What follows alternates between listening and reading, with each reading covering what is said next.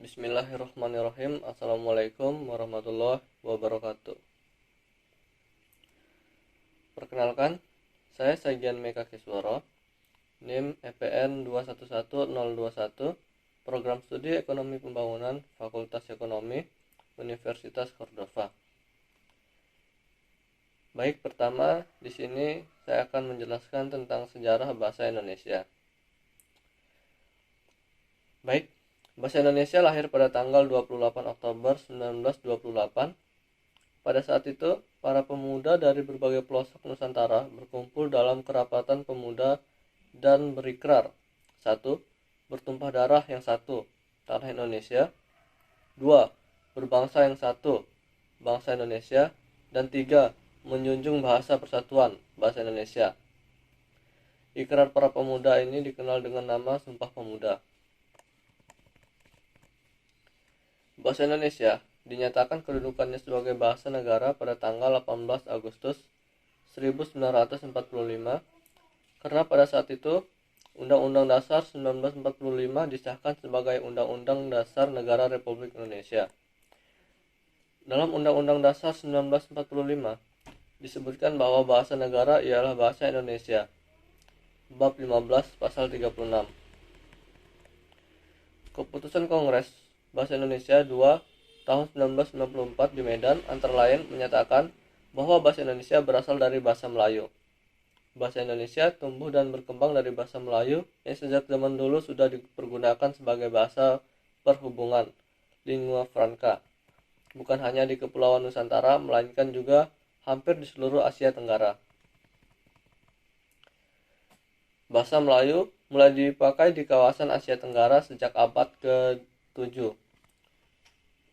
Bukti yang menyatakan itu ialah dengan ditemukannya prasasti di Kedukan Bukit Berangka tahun 683 Masehi, Palembang, Talang Tuo Berangka tahun 684 Masehi, Palembang, Kota Kapur Berangka tahun 668 Masehi, Bangka Barat, dan Karang Brahi Berangka tahun 688 Masehi, Jambi.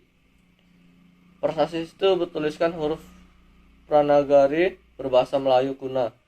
Bahasa Melayu kuna itu tidak hanya dipakai pada zaman Sriwijaya karena di Jawa Tengah, Gandasuli juga ditemukan prasasti Berangka tahun 832 Masehi di Bogor.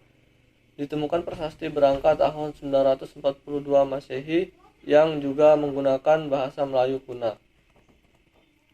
Alasan bahasa Melayu disebut sebagai cikal bakal bahasa Indonesia. Apa itu cikal bakal? Singkatnya, cikal bakal merupakan yang paling awal atau mula-mula. Nah, kenapa bahasa Melayu disebut sebagai cikal bakal?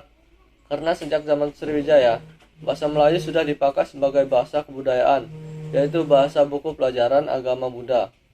Bahasa Melayu juga dipakai sebagai bahasa perhubungan antar suku di Nusantara dan sebagai bahasa perdagangan, baik bahasa antar suku di Nusantara maupun sebagai bahasa yang digunakan terhadap para pedagang yang datang dari luar Nusantara. Kenapa bahasa Melayu? Karena bahasa Melayu sudah merupakan lingua franca di Indonesia, bahasa perhubungan, dan bahasa perdagangan. Sistem bahasa Melayu sederhana, mudah dipelajari, karena dalam bahasa Melayu tidak dikenal tingkatan bahasa, bahasa kasar, dan bahasa halus. Baik, selanjutnya saya akan menjelaskan tentang karakteristik bahasa. Yang pertama, bersifat arbitrter. Arbitrter dalam bahasa Indonesia juga dapat diartikan sebagai mana suka, berubah-ubah, tidak tetap, dan sewenang-wenang. Istilah arbitrter dalam pengertian ini artinya tidak ada hubungan wajib antar lambang bahasa, huruf, angka, dan bunyi dengan konsep dari lambang tersebut. Yang kedua, sistematis. Sistematis artinya bahasa tersusun secara teratur dan berpola. Adapun sistematis artinya bahasa tersusun dari beberapa subsistem. Subsistem bahasa diantaranya sintaksis, morfologi, fonologi, semantik, dan leksikon. Yang ketiga, unik. Ciri selanjutnya dari bahasa adalah bahasa itu bersifat unik. Unik secara singkat dapat diartikan sebagai ciri khas, atau ciri khusus. Bahasa bersifat unik, artinya bahasa memiliki ciri khas tersendiri pada setiap sistem dan penggunaannya. Ciri khas tersebut berlaku pada semua bahasa yang ada di dunia.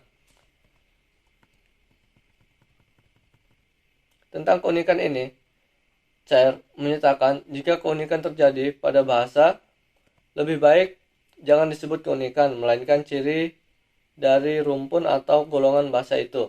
Misalnya rumpun bahasa Melayu, Polinesia, seperti bahasa Kalimantan, Filipina Utara, Sulawesi, Jawa, dan Sumba.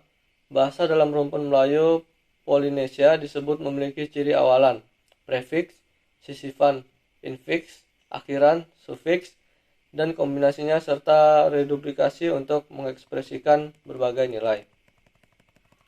Yang keempat ada produktif. Kata produktif dapat diartikan sebagai mampu menghasilkan secara terus-menerus.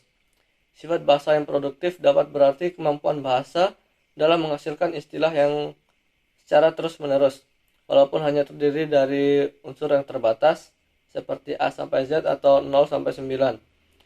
Bahasa dapat menghasilkan berbagai macam istilah baru. Misalnya, huruf yang terdiri dari A, H, N, T, dan U dapat membentuk kata Tuhan, hutan, hantu, dan tahun. Begitupun dengan penggabungan huruf lain yang membentuk kata, kemudian kalimat, paragraf, hingga wacana. Yang kelima ada universal. Jika sebelumnya telah dibahas, bahasa itu memiliki ciri khas masing-masing, unik. Selanjutnya akan dibahas tentang ciri lain dari bahasa, yaitu sifat bahasa yang universal. Universal dapat diartikan sebagai sesuatu yang bersifat umum dan berlaku untuk seluruh dunia. Ciri bahasa yang universal dapat diartikan bahwa semua bahasa di dunia memiliki sifat tertentu yang sama dengan bahasa lainnya. Contoh ciri universal pada bahasa adalah adanya bunyi bahasa yang berupa vokal dan konsonan pada semua bahasa di dunia. Baik, yang ketiga saya akan memberitahu kedudukan dan fungsi bahasa Indonesia. Dalam kedudukannya, bahasa nasional. Sebagai bahasa nasional, fungsi bahasa Indonesia adalah sebagai lambang kebanggaan kebangsaan, identitas nasional, alat penghubungan antar warga, antar daerah, antar budaya, serta alat pemersatu suku, budaya, dan bahasa di Nusantara. Selanjutnya saya akan membahas lagi tentang kutipan dan daftar pustaka. Kutipan adalah semua pernyataan, ide, atau gagasan yang dipinjam dari pendapat orang lain untuk menguatkan argumen atau hanya sebagai ilustrasi.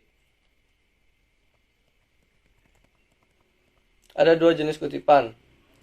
Yang pertama, kutipan langsung. Kutipan langsung itu pernyataan yang ditulis dalam karya ilmiah. Karya tulis ilmiah, susunan kalimat aslinya tanpa mengalami perubahan sedikit pun. Contohnya sebagai berikut. Oke, yang kedua, kutipan tidak langsung.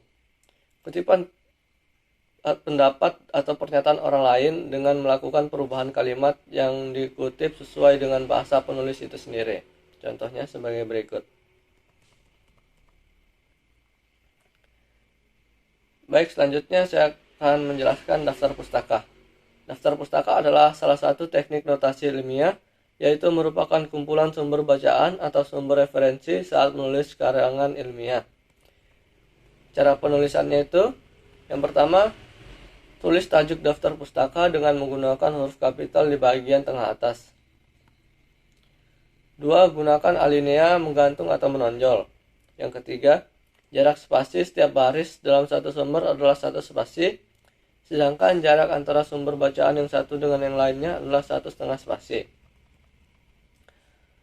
Yang keempat, urutan susunan daftar pustaka berdasarkan urutan abjad, nama belakang, penulis, atau nama lembaga yang menerbitkan sumber bacaan. Yang kelima, gelar tidak dicantumkan. Baik, contoh daftar pustaka sebagai berikut.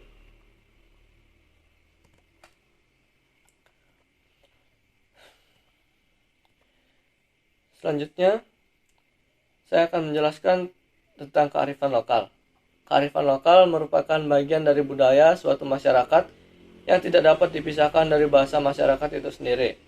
Kearifan lokal biasanya diwariskan secara turun-temurun dari satu generasi ke generasi lain melalui cerita dari mulut ke mulut. Selanjutnya, kearifan lokal di daerah saya. Kuda lumping. Tari kuda lumping merefleksikan semangat heroisme dan aspek kemiliteran sebuah pasukan berkuda atau kavaleri. Kuda adalah simbol kekuatan secara fisik. Hal ini terlihat dari gerakan-gerakan ritmis, dinamis, dan agresif. Melalui kibasan anyaman bambu, menirukan gerakan layaknya seekor kuda di tengah peperangan. Selanjutnya, bahasa yang baik dan benar itu seperti apa? Bahasa Indonesia yang baik adalah bahasa yang sesuai dengan situasi sebagai alat komunikasi. Bahasa harus dapat efektif menyampaikan maksud kepada lawan bicara. Sedangkan bahasa Indonesia yang benar adalah bahasa yang sesuai dengan kaidah bahasa baku. Baik kaidah untuk bahasa baku tertulis maupun bahasa baku lisan. Baik, sekian dari saya. Wassalamualaikum warahmatullahi wabarakatuh.